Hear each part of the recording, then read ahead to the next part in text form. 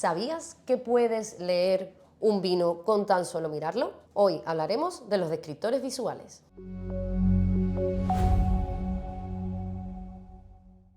En cuanto servimos el vino en nuestra copa, siempre estamos deseando tanto probarlo como olerlo. Es normal. Sin embargo, se nos olvida que hay un paso previo a todo esto, muy importante, que es muy simple y sencillo. Mirar y observar un vino. Sí, como lo oyes.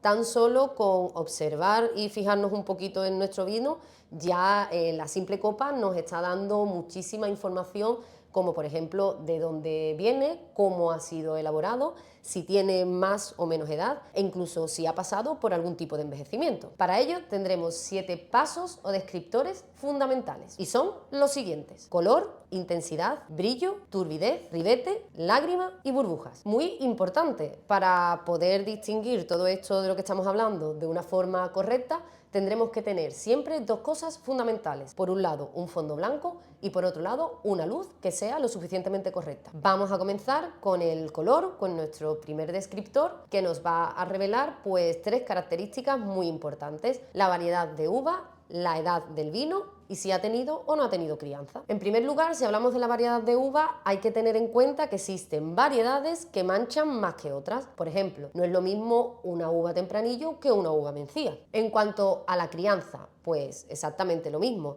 Ya solamente observando cuidadosamente el color de nuestro vino nos va a dar información sobre la edad y el tipo de envejecimiento. Si por ejemplo nos encontramos tintos con un color muy intenso, con tonos incluso tirando a púrpuras y violáceos, pues eso nos va a indicar de que nos encontramos ante un tinto joven. Si por el contrario esos tonos son un poco más apagados, tirando más hacia los granates, los burdeos e incluso algún tono anaranjado, pues será sinónimo de un vino tinto con crianza, un vino tinto un poco más maduro. Y en el caso de los blancos, pues exactamente lo mismo. Ante un blanco joven estaremos hablando de tonos verdosos y amarillentos, mientras que en el caso de los blancos más maduros, que han tenido cierto tiempo de crianza, el color dorado será el predominante. Pues pasamos a nuestro segundo descriptor, la intensidad, que será pues una característica que nos permitirá no solamente saber y adelantarnos más o menos a la edad que tendrá el vino, sino que también incluso nos permitirá hacernos una idea de la sensación que nos va a dejar en boca. Por lo general, un color intenso va a ser indicativo de encontrarnos un vino con muchísimo más peso, con mayor estructura en boca,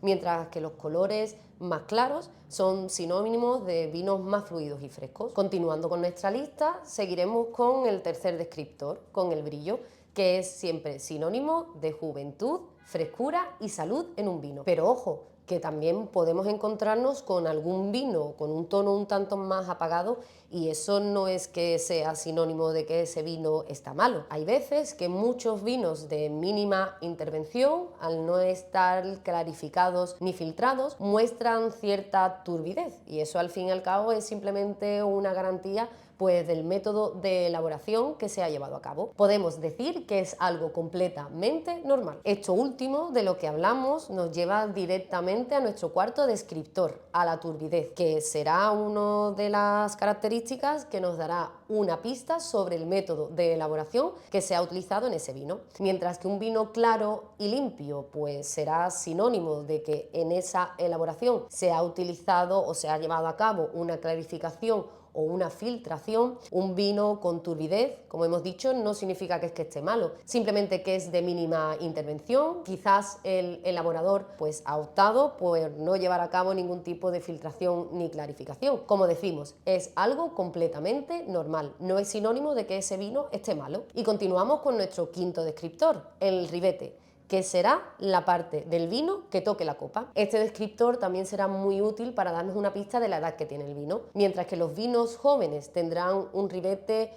con un color muy subido, muy llamativo, muy potente, los vinos maduros mostrarán este mismo aspecto pues muchísimo más apagado, quizás con tonos que en los tintos vayan a los anaranjados y a los marrones, y en el caso de los blancos a los colores y tonos ámbar y dorado. agradado. Y continuando con las sensaciones de nuestro vino, llega otro también de los más importantes que nos va a dar muchísima información sobre lo que luego nos vamos a encontrar en la fase de cata, y será la lágrima. Entendemos por lágrima esas pequeñas gotitas de vino que van resbalando por la copa una vez que se ha servido o incluso cuando se ha agitado. Por eso muchas veces de ahí ese movimiento. Esas lágrimas, dependiendo de la densidad y de la rapidez con la que bajen por la copa, pues nos dará información sobre la estructura y el cuerpo del vino. Si esa lágrima cae rápido, vemos que es muy fluida, que es como muy ligerita, pues será sinónimo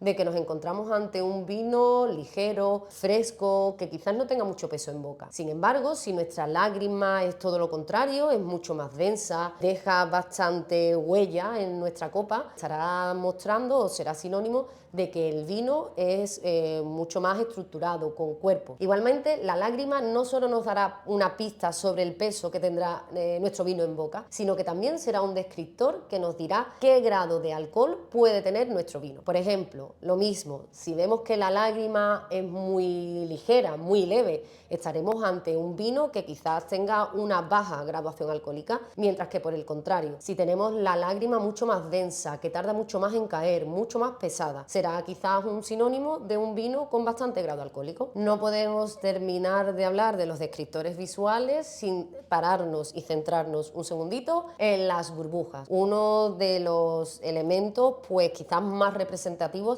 a la hora de abrir los espumosos. Este tipo de elementos, que vamos, no hace falta describirlos, resaltan por sí solos, nos van a dar información sobre dos cosas principalmente. Por un lado, el método de elaboración y por otro lado, el tipo de crianza. En el método de elaboración podemos decir que aquellos espumosos elaborados con el método Champenois pues muestran una burbuja mucho más fina, mucho más elegante, mucho más persistente, que se mantiene muchísimo más en copa. Frente al método Champenois existen otras elaboraciones como el método Charmant, donde nos encontramos pues una burbuja muchísimo más grande, un poco más vasta e incluso más efervescente. Esto de lo que hablamos también tiene una repercusión clara en el método de crianza, ya que los espumosos que se han llevado muchísimo más tiempo en reposo muestran, tal y como decimos, esta burbuja tan fina, tan elegante, tan persistente, que es muy amable en el paladar. Sin embargo, los espumosos más simples o jóvenes, que han tenido menos tiempo para suavizar sus cualidades, pues muestran, tal y como decimos, esa burbuja grande que no es que esté fea, pero que quizás pues es menos amable al paladar. En definitiva, los descriptores visuales son tu primer paso, no solamente para saber catar el vino, sino también para saber entenderlo. Sabemos que es difícil, pero todo ello, como siempre decimos, es cuestión de práctica y paciencia. Así que no lo dudes más, ponte manos a la obra y comienza a observar tu vino en cada una de tus catas. Si te ha gustado el contenido, puedes darnos like y si quieres animarnos a que sigamos haciendo vídeos como este, puedes suscribirte pinchando aquí.